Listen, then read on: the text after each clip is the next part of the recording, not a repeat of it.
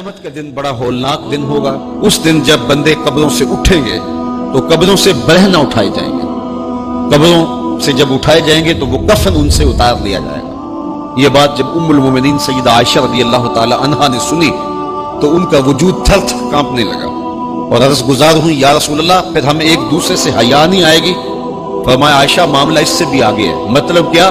اگر کسی کو ہوش رہا تو حیا آئے گی نا، ہوش اڑے ہوئے ہوں گے، ہول قیامت طاری ہوگا، بدن کانپ رہے ہوں گے، کلیجے لرز رہے ہوں گے، دل خوف سے پانی پانی ہو رہے ہوں گے، پتے پانی ہو جائیں گے، تو حشر کے میدان میں جب لوگ جائیں گے تو سب سے پہلا سوال جو رب لوگوں سے پوچھے گا وہ کیا ہوگا؟ صحیح حدیث میں آتا ہے ان اول ما یحاسب بہ العبد بصلاۃہ، قیامت کے دن بندوں سے اللہ تعالیٰ سب سے پہلا سوال یہ پوچھے گا کہ کیا تم نے نماز پڑھی تھی؟ سب سے پہلا سوال یوم حشر میں قیامت کے دن نماز کے بارے میں۔ اور اللہ تعالیٰ جل شانہ قیامت کے دن لوگوں کو اپنے حضور سجدہ ریز ہونے کا حکم دے گا کہ آج مجھے سجدہ کرو۔ دنیا پر کوئی سجدہ کرتا ہے یا نہیں کرتا؟ قیامت کے دن تو چاہے گا کہ بھی سجدہ ریز ہو جاؤں، بلکہ کافر بھی چاہیں گے کہ ہم بھی سجدہ ریز ہو جائیں۔ جب اللہ کی طرف سے سجدے کا حکم ہوگا تو بتوں کو سجدہ کرنے والے بھی سوچیں گے کہ آج ہم رب کو سجدہ کریں کہ اس کے حکم کی تعمیل ہو جائے، لیکن سجدہ کرنا چاہیں گے تو بے نمازیوں کی کمر اکڑ جائے گی، وہ سجدہ کرنا چاہیں گے بھی لیکن سجدہ نہیں کر سکیں گے، اور پھر رب کے سامنے جو ذلت اٹھانا پڑے گی، جو رسوائی اٹھانا پڑے گی، اس کو لفظوں کا پیراہن نہیں دیا جا سکتا۔ اور پھر جو بے نمازی ہوں گے اللہ کے حضور سجدہ نہیں کر پائیں گے، اللہ تعالیٰ انہیں اس صف میں کھڑا کر دے گا جس صف میں فرعون کھڑا ہوگا، نمرود کھڑا ہوگا، حامان کھڑا ہوگا، قارون کھڑا ہوگا، ابی بن خلف کھڑا ہوگا۔ دشمنان خدا جس صف میں کھڑے ہوں گے بے نمازی کو اس صف میں کھڑا کر دیا جائے گا۔ میری لمبی تقریر نہیں، میں یہ آپ سے پوچھتا ہوں اور اپنے آپ سے پوچھتا ہوں، کیا ہم یہ گوارا کرتے ہیں کہ حشر کے دن ہمیں فرعون کے ساتھ کھڑا کر دیا جائے؟ کیا یہ ہم گوارا کرتے ہیں کہ حشر کے دن ہمیں نمرود کے ساتھ کھڑا کر دیا جائے؟ کیا یہ ہماری طبیعت اس کو برداشت کر سکے گی کہ رسول اللہ کے دشمنوں کے ساتھ ہمیں کھڑا کر دیا جائے؟ اور کیا میری مائیں اور بہنیں اور بیٹیاں یہ گوارا کر سکتی ہیں کہ رسول اللہ کی راہوں میں کانٹے بچھانے والی ام جمیل کے ساتھ انہیں کھڑا کر دیا جائے؟ یقیناً ہم کبھی نہیں چاہیں گے، ہم یہ رسوائی کبھی برداشت نہیں کر سکتے۔ ان کے پاس کھڑا ہونا ہی قیامت ہے، ان کے ساتھ کھڑا ہونا ہی عذاب ہے، اور پھر ان کے اوپر لعنتیں بھی برس رہی ہوں گی اور ان کے چہروں کے اوپر تارکول لک مل دی جائے گی اور وہ رسوائیوں کے گڑھے میں ہوں گے، تو ان کے ساتھ کھڑا ہونا تو بہت بڑا عذاب ہوگا۔ اور اگر کوئی تکلیف بدنی نہ بھی ہو تو ہم یہ گوارا نہیں کرتے کہ خدا کے دشمنوں کے ساتھ کھڑے ہوں۔ ہماری تو آرزو یہ ہے کہ بلال حبشی کے ساتھ کھڑے ہوں، ہماری تو تمنا یہ ہے کہ داتا گنج بخش علی حجویری کے پاس کھڑا ہونا نصیب ہو جائے، ہمیں بابا فرید کے پاس کھڑا ہونا نصیب ہو جائے، امام اعظم ابو حنیفہ کی قربت میں حضرت امام حسین کی قربت میں کھڑا ہونا نصیب ہو جائے۔ ہم تو یہ چاہیں گے کہ اس زمرے میں آئیں۔ کل میں نے عرض کیا تھا 2 ہی برادری رہ جائے گی قیامت کے دن، باقی ساری برادریاں ٹوٹ جائیں گی، ساری عمارتیں ٹوٹ جائیں گی، صرف 2 برادریاں، ایک یہ برادری جس کا سردار ابو جہل ہوگا، ابو لہب ہوگا، اور ایک وہ برادری جس کے سردار محمد عربی ہوں گے۔ اب جو بے نماز ہوگا اس کو کدھر کھڑا کیا جائے گا؟ جدھر ابو جہل ہوگا، جدھر ابو لہب ہوگا، جدھر عتبہ ہوگا، جدھر عتیبہ ہوگا، جدھر ولید بن مغیرہ ہوگا، جدھر فرعون ہوگا، حامان ہوگا، شدید ہوگا، شداد ہوگا، نفدنون ہوگا، قارون ہوگا، دشمنان خدا ہوں گے۔ بے نمازی کو صف میں کھڑا کر دیا جائے۔ 6 گھنٹے کی تقریر نہیں کرتا، ان 2 لفظوں کو سمجھ لیں۔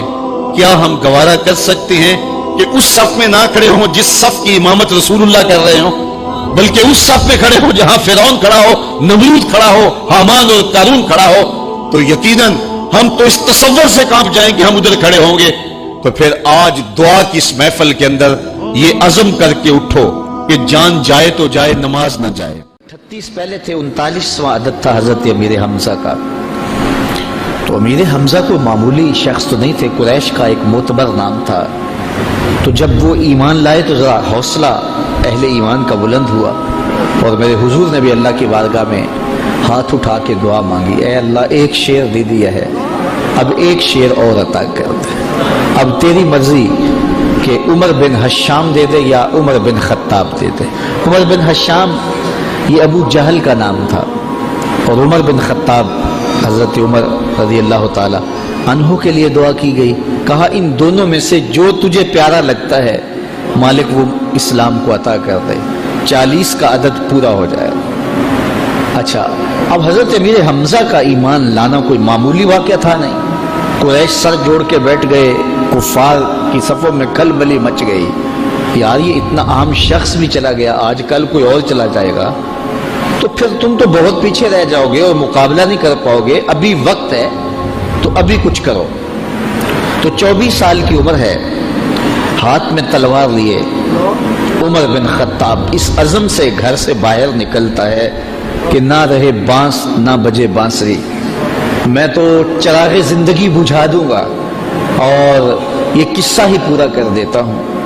آج حمزہ ایمان لائے، کل کوئی اور ایمان لے آئے گا۔ تو عمر گھر سے نکلے اور دل میں ارادہ یہ تھا کہ بانی اسلام کی زندگی کا چراغ بجھا کے واپس پلٹوں گا۔ جوش ہے، جنون ہے، جذبہ ہے اور آنکھوں میں خون اترا ہوا ہے، تلوار لہراتے ہوئے مست ہاتھی کی طرح چل رہے ہیں۔ 24 سالہ جوان گھر سے باہر نکلتا ہے، لیکن تقدیر ہنس ہنس کے کچھ اور ہی کہہ رہی ہے۔ سودا لینے کے لیے بازار گئے، ہاتھ اس کے بکے جس کے خریدار گئے۔ جب اس چال سے چلے تو راستے میں نعیم بن عبداللہ ملے اور اس مستانی چال کو دیکھ کر کہا کہ کدھر کے ارادے ہیں؟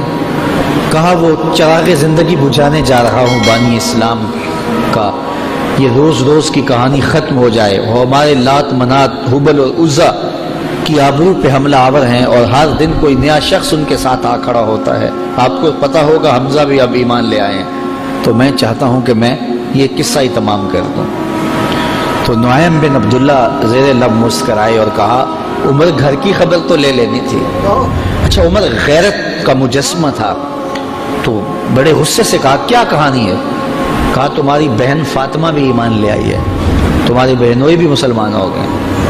کہا سچ سے؟ کہا ہاں سچی خبر دے رہا ہوں۔ اللہ اکبر!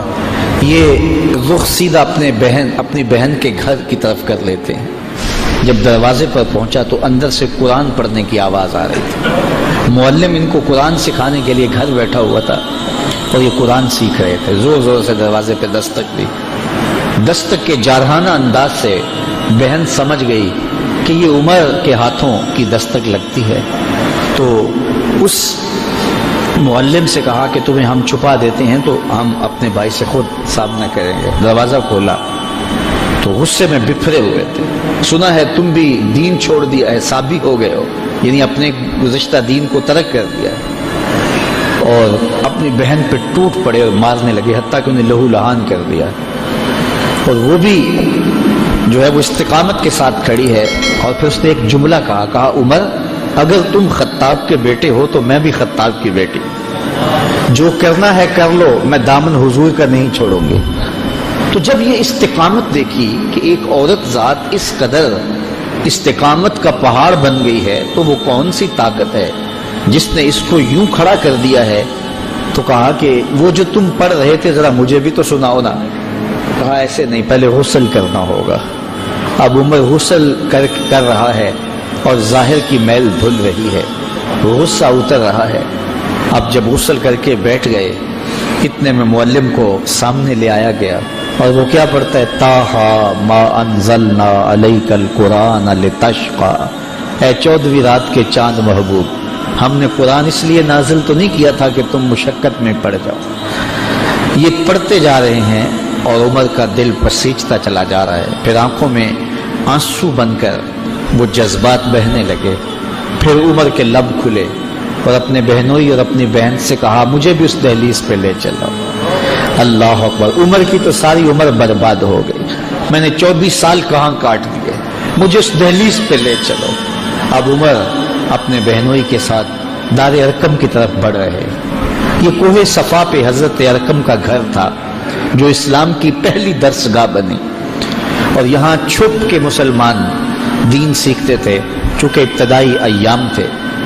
تو جب عمر کو آتے ہوئے دیکھا تو کسی نے دروازے کی درزوں سے دیکھا کہ عمر آ رہے ہیں، تو کہا کہ عمر آ رہے ہیں۔ عمر کی ہیبت تو تھی، تو امیر حمزہ کہا کہ اگر اچھے ارادے سے آئے ہیں تو استقبال کریں گے، خوش آمدید کہیں گے، لیکن اگر برے ارادے سے آئے ہیں تو ان کی تلوار سے ان کی گردن کاٹیں گے۔